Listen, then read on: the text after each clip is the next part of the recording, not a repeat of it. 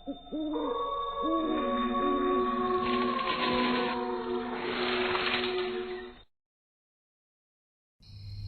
का समय था। गांव रामपुरा में चारों ओर सन्नाटा पसरा हुआ था। खेतों के बीच से आती ठंडी हवा पेड़ों को हिला रही थी। गांव के लोग जल्दी सो जाया करते थे, लेकिन उस रात कुछ अजीब था। गांव की औरतें अक्सर आपस में चर्चा करती थीं कि पिछले कुछ हफ्तों से गांव में अजीब घटनाएं हो रही है। कहते हैं किसी ने गांव में टोटका किया है। चौपाल पर गांव वाले बैठे थे। लालटेन की मध्यम रोशनी में सबकी आंखों में डर साफ दिख रहा था। भाई, ये सब साधारण बीमारी नहीं है। ये किसी का किया कराया है। कोई टोटका कर रहा है हमारे गांव में।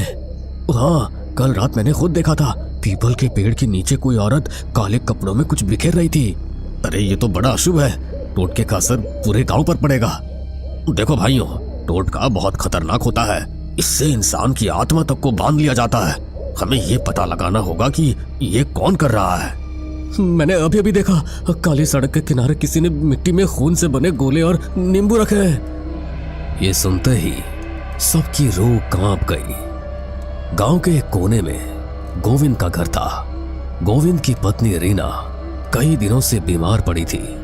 सुनो जी, मुझे लगता है कोई मेरे गले को पकड़ लेता है। मैं चीख नहीं पाती।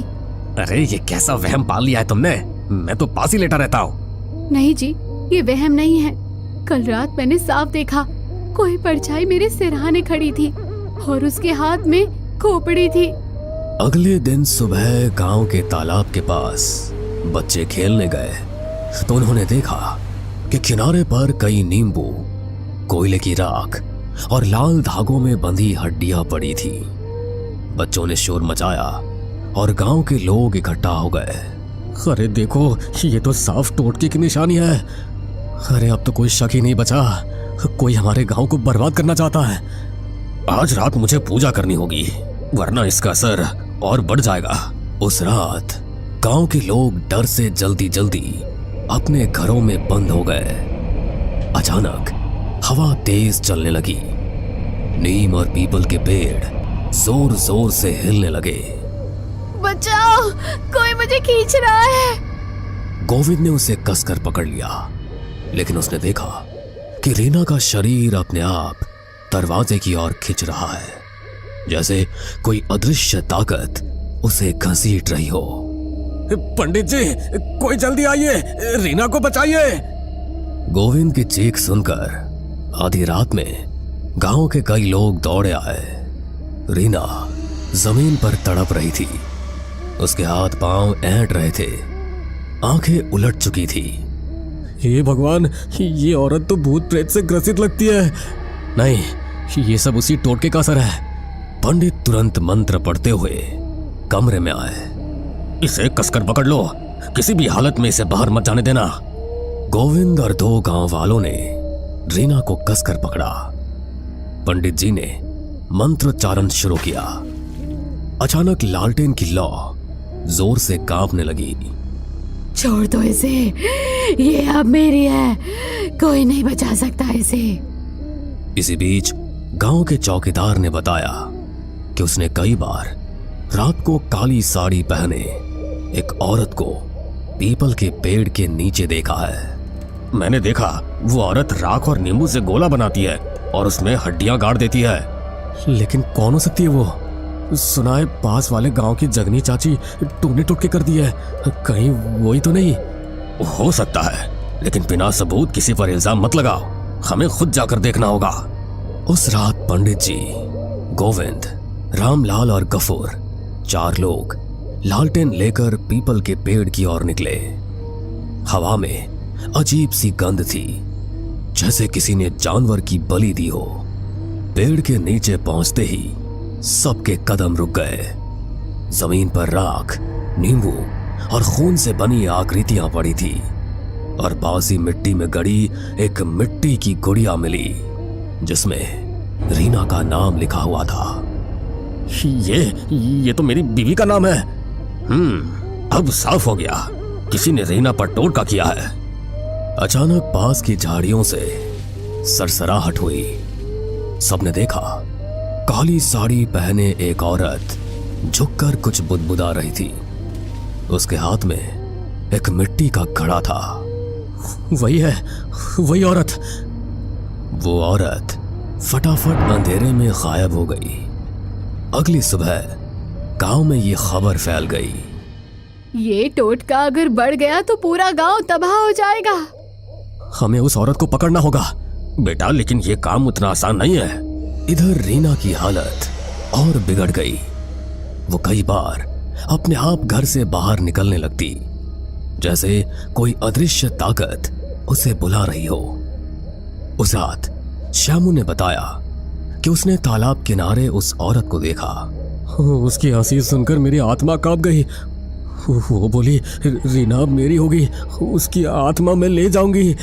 लोगों को अजीब परछाइयां दिखाई देने लगी थी। पंडित शंकर दयाल ने चौपाल पर सबको इकट्ठा करके कहा, सब लोग मेरी बात ध्यान से सुनो। इस गांव पर काले जादू का साया है। पर पंडित जी, हमें क्या करना होगा? हमें उस औरत को पकड़ना होगा जो टोटका कर रही है। लेकिन याद रखना, उसकी नजर से मिलते ही आदमी पागल भी हो सकता है। इधर रीना की हालत बहुत खराब हो गई। उसका शरीर दिन ब दिन कमजोर होता जा रहा था। उसके चेहरे पर अजीब किस्म के निशान उभरने लगे।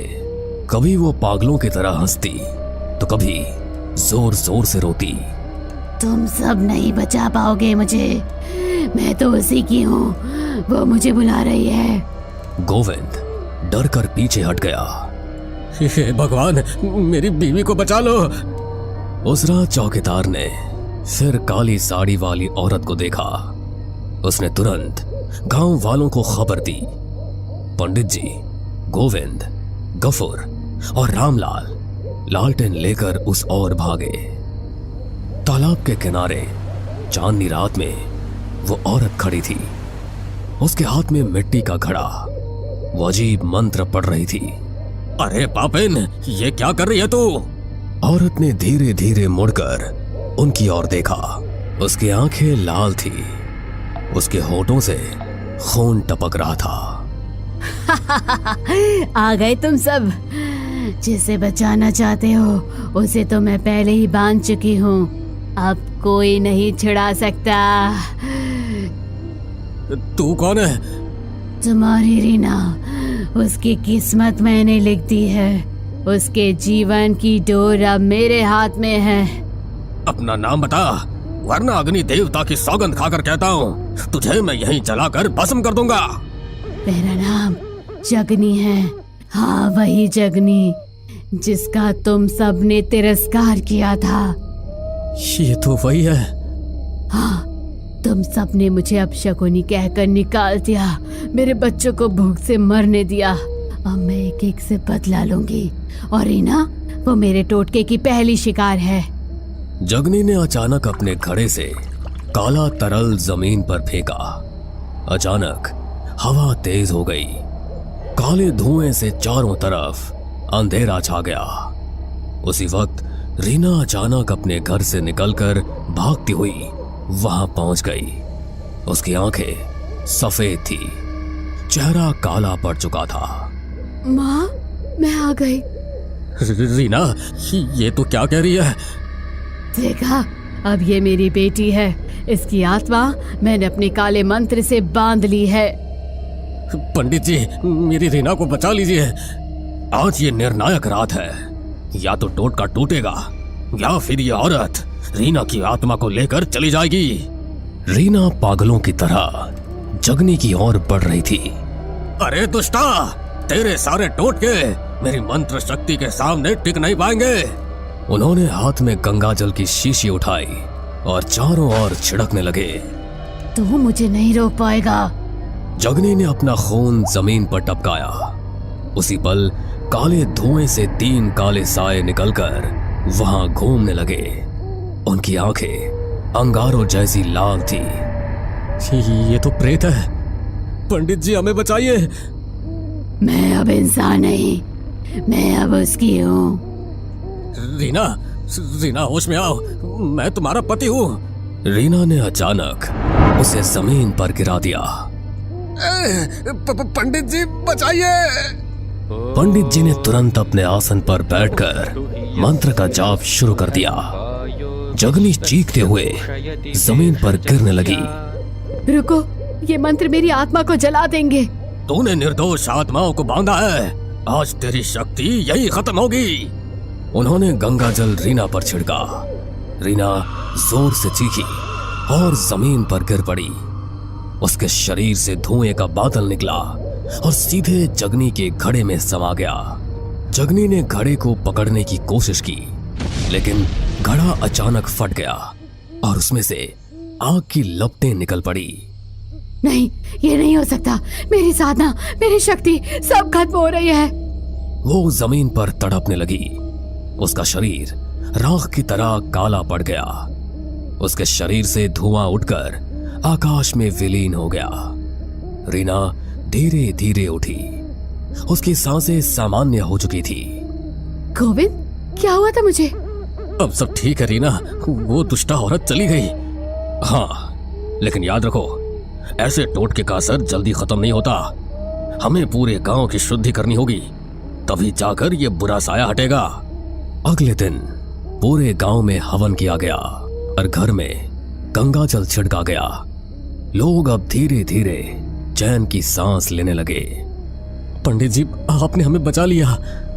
बेटा देखो, बचाने वाला तो भगवान है, इंसान तो सिर्फ माध्यम होता है। रात गहरी होते ही पीपल के पेड़ के पास अब भी अजीब आवाजें आती है। शायद जगनी की आत्मा अभी भी चैन से सो नहीं पाई। गांव वाले उस जगह से गुजरते हुए आज भी कांप जाते हैं। हमें पूरा यकीन है दोस्तों कि आप लोगों को ये कहानी जरूर पसंद आई होगी। अगर आपके साथ भी कुछ ऐसे अनकहे किस्से हो चुके हैं तो प्लीज हमारे साथ शेयर करें। हम जरूर अपने चैनल पर उनको दिखाएंगे। हमारी ईमेल आईडी नीचे डिस्क्रिप्शन बॉक्स में दी गई है, तो प्लीज हमारे वीडियो और चैनल को शेयर एंड सब्सक्राइब करें और बने रहे हमारे साथ ऐसे ही अनकहे किस्से और कहानियां सुनने के लिए।